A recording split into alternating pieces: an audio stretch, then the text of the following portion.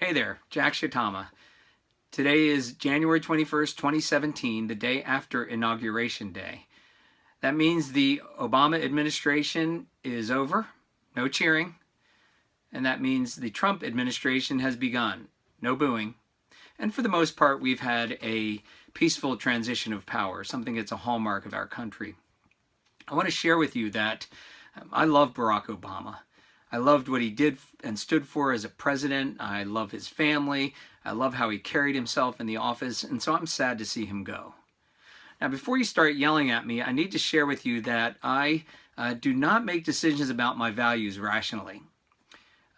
They come from a place in me that's deep and not logical, and I don't really understand. I'm biased. And so I make my decisions about my values, and then I rationalize them. Now, here's something you need to understand. You're not rational either. You see, none of us makes decisions about deeply held things rationally, or even economic decisions rationally. If you don't believe me, Google behavioral economics. There's all kinds of research that shows how we don't make decisions based on logic. We make them based on something else, and then we rationalize them. So here we are on January 21st, 2017, and we have people who are happy about the new Trump administration. We have people who are angry. We have people who are fearful. We have people who are troubled. All of these people disagree, but that doesn't necessarily make any of them bad people. And you see, I think we have a problem in this country. I think we have a problem. Clearly, we're divided, but it's not even the division of belief that's the problem. It is that we demonize those with whom we disagree. We make them into the enemy. And I believe that that comes from a deep-rooted anxiety in our country.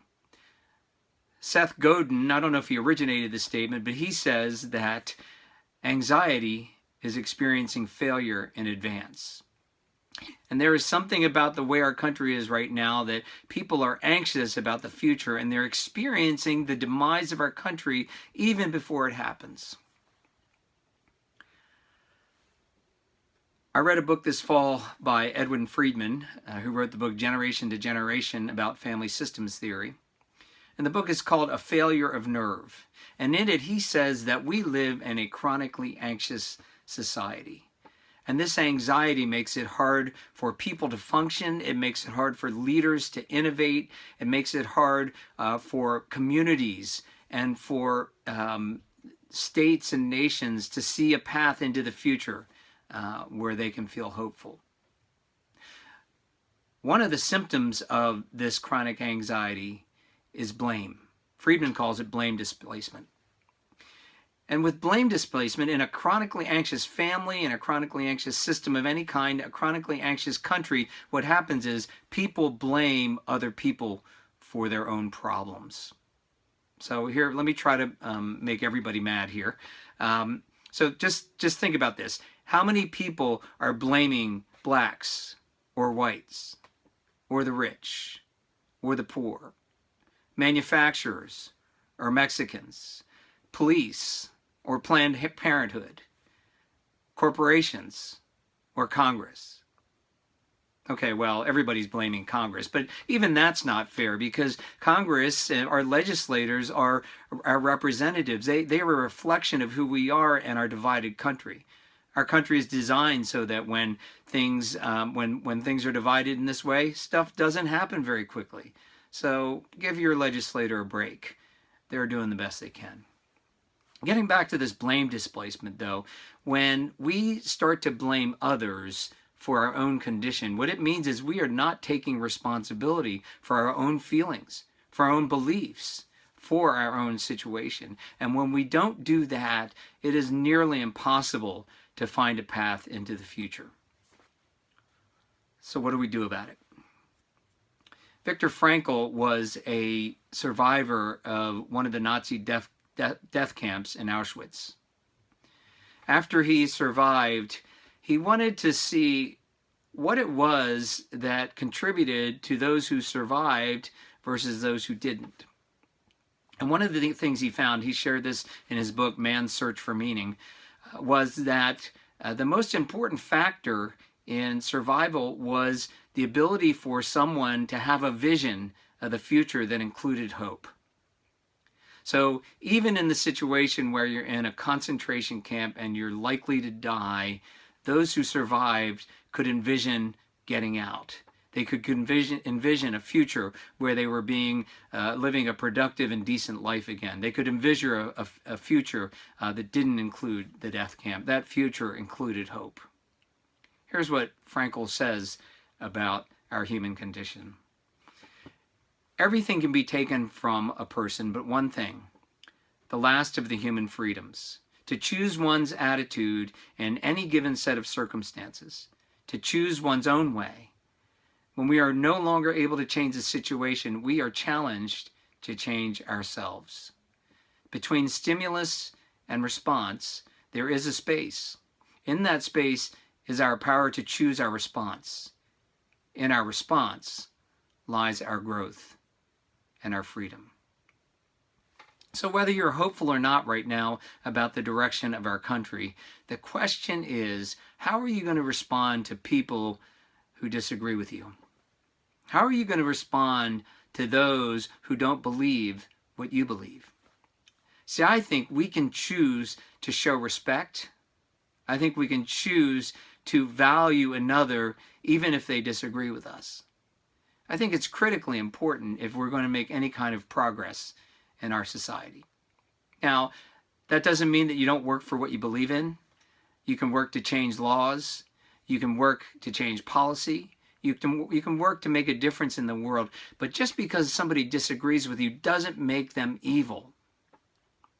They're another person, and they're worthy of our respect.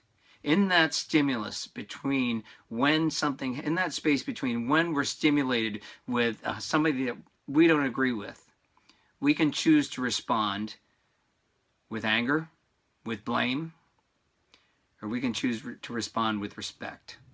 More importantly, I believe as a Christian, we can choose to respond with love. Less than a week ago, we celebrated Dr. Martin Luther King Jr.'s birthday. Dr. King was an ordained minister, and his movement of nonviolent change was based on his following of Jesus, because Jesus was the one who showed us how to love others, even those who persecuted us, even those that we think are evil, even those with whom we disagree. Here's what Dr. King said: "We must live together as brothers and sisters, or perish together as fools." Hatred paralyzes life. Love releases it. Hatred confuses life. Love harmonizes it. Hatred darkens life. Love illuminates it. Love is the only force capable of transforming an enemy into a friend. Now, there are evil people in this world. There are people who do things that are clearly evil. But Dr. King reminds us that even in that case, we are to hate the evil, but love the person. And I want to suggest that most people aren't evil. They're just different. They're not any more rational than we are, and they have beliefs that are deeply held. I learned a few years ago that people don't change their deeply held values. So rather than trying to convince them to change their minds, can we own our own feelings? Can we say, this is what I believe, this is what I stand for, but also love and respect the other? I think if we're able to do that, we're able to change the dynamic. We won't get the other to agree with us, but perhaps we can live with the other differently, with love and respect. This is not easy. It means that we need to look inside of ourselves and to ask ourselves the question, what is it in me that's making me angry? What is it in me that makes me want to blame? And then ask God to fill us, to take that away from us and to fill us with love and with grace so that we can show care and respect even for those whom we disagree and those that seem hateful to us. This is not easy. It's hard work. But leadership is hard work. And if we are going to be leaders who help change the world, if we're going to be people that help show others that there is a way of hope, then I think that's our responsibility. I think that's our challenge for today, is to be the kind of leader that is able to show love and grace to everyone, especially to those that we want to despise. If we can do that, we can change our culture. It's not going to be easy. Brene Brown, who has done a lot of work on vulnerability, I was listening to her on a podcast recently, and she said, one of the things I've learned is to choose courage over comfort. To show love and respect and grace is not easy. It makes us vulnerable. But can we choose courage over comfort? I believe that if we can change our world, and we can find a way together, even with those with whom we disagree.